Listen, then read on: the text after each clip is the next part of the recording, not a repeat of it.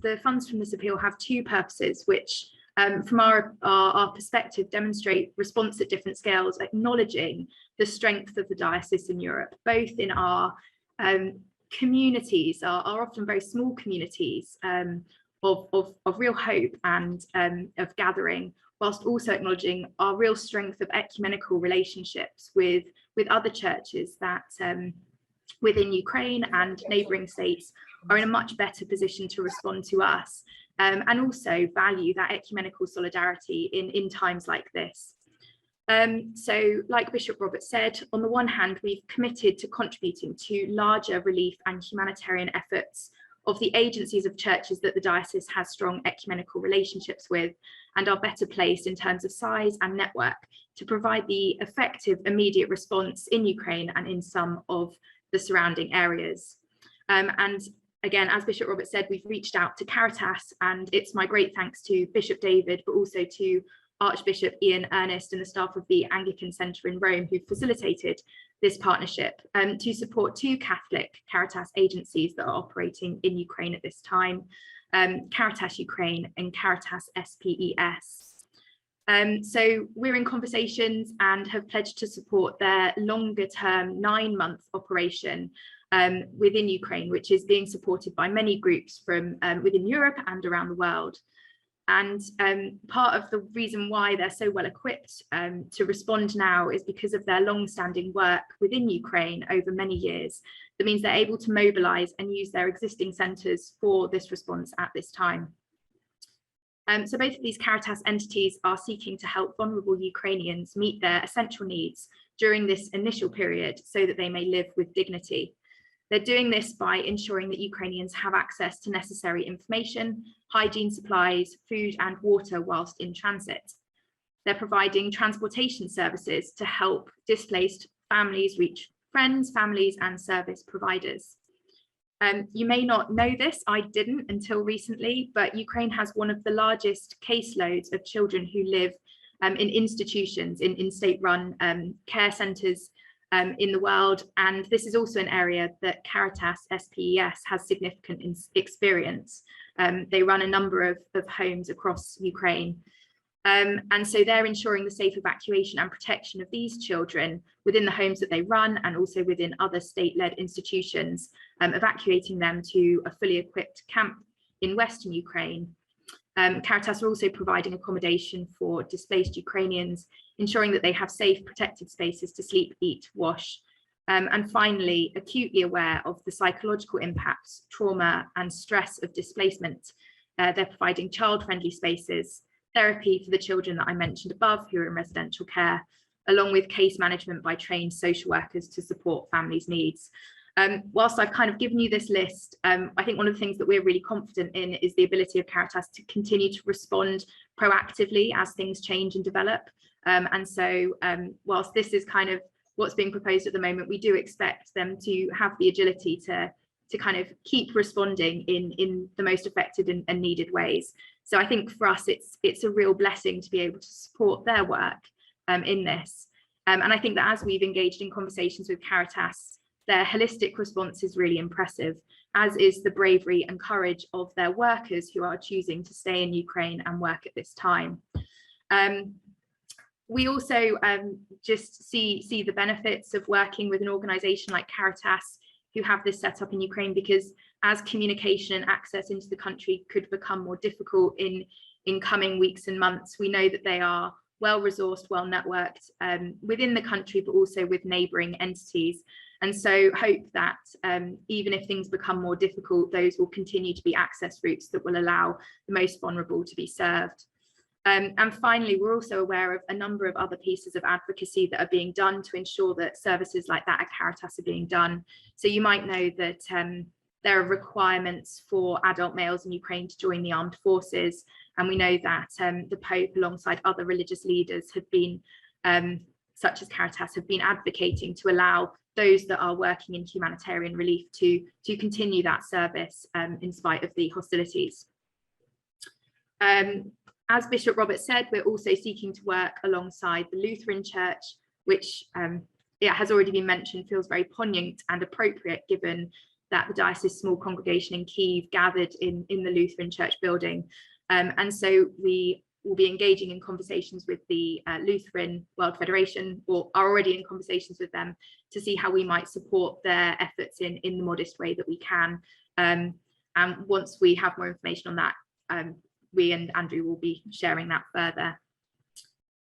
So the second side to this, again, has already been mentioned, is seeking to support the actions and responses of Anglican chaplaincies like yours, as and where your communities decide that you are best placed and want to respond, and are currently in conversation with a number of chaplaincies across Central and Eastern Europe to see how we might support some of their activities, and some of that you'll have heard from Father Frank earlier this morning.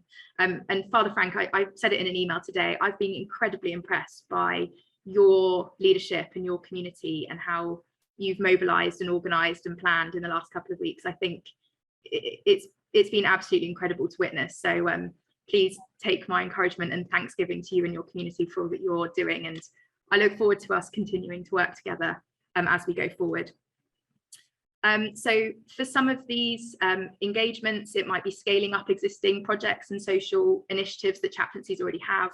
In others, like you heard from Father Frank, it might be supporting other local actors that are well known to the local chaplaincy, and in the past have been partners and recipients of financial giving and other forms of partnership.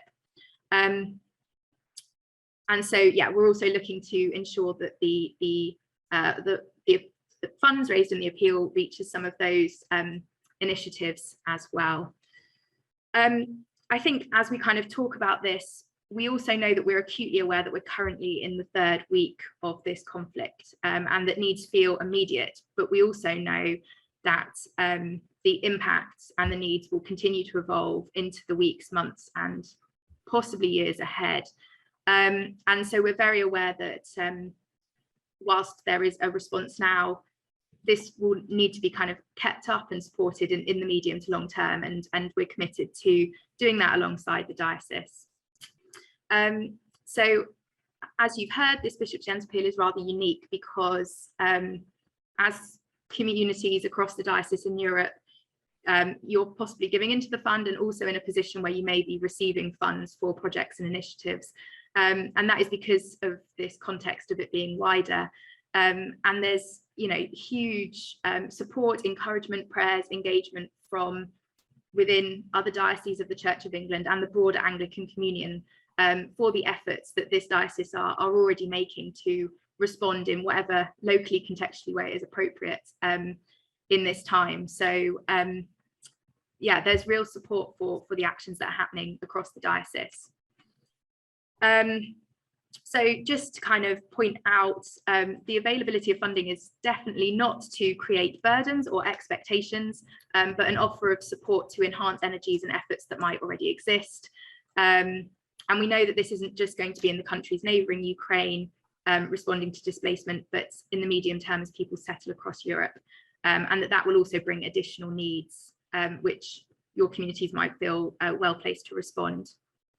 So just to kind of what to do if you think that this resonates with you, the first thing to do would be simply to get in touch with me. My email address is on this slide, and we would just have a bit of a chat about what you're doing and what support might be helpful. And some of that might be financial. We can also offer some planning and human resource support as well. And on the call today, I think off camera because of internet stability, we have some wonderful support by Andrew Proud, the former Bishop of Reading, who's agreed to support us in the kind of short term to have some of these conversations as and when people would like. So thank you, Bishop Andrew, for supporting me and USPG in some of this support that we're hoping to give to the diocese. Just kind of wanting to relate or dispel some fears. As a charity, we are obviously committed to ensuring the accountability of funds and that things are dispersed well. And so there are a couple of steps that we need to work through, and that kind of depends on how much funding one would be looking for. But I promise it isn't scary or particularly arduous, and we'll support you through all of that. And because ultimately we're here to enhance and support rather than kind of draw you down with bureaucracy, I promise.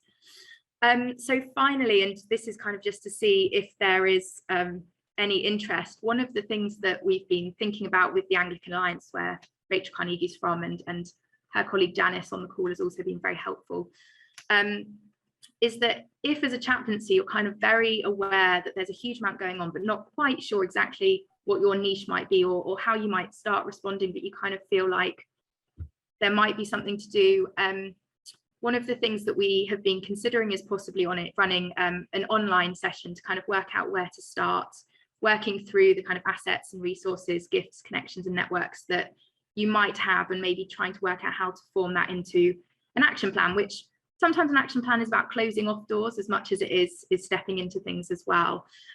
So we'd be interested in knowing if there's any interest in running an online session like this, because, you know, it's an offer, we don't have to take it up.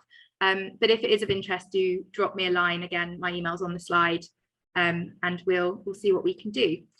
So just as I finish and hand over, because I know I've probably run over time, I kind of just wanted to finish by saying three things, two of which I've already mentioned. And the first is to encourage everyone here in what you're already doing, be that in prayer, in giving, solidarity or practical action. I think at times like this, it's important that we don't lose sight of all the things that we're already doing and that our communities are already being, just by being churches and communities of welcome, hospitality, prayer and pastoral care. And I think that we often undervalue this, but it is something, well, it really is everything, and so core to our identity. Secondly, whilst the media may currently be focused on Ukraine at the moment, we also know that so many of you will be continuing to support marginalised and outcast groups and communities that may seem more forgotten than ever now.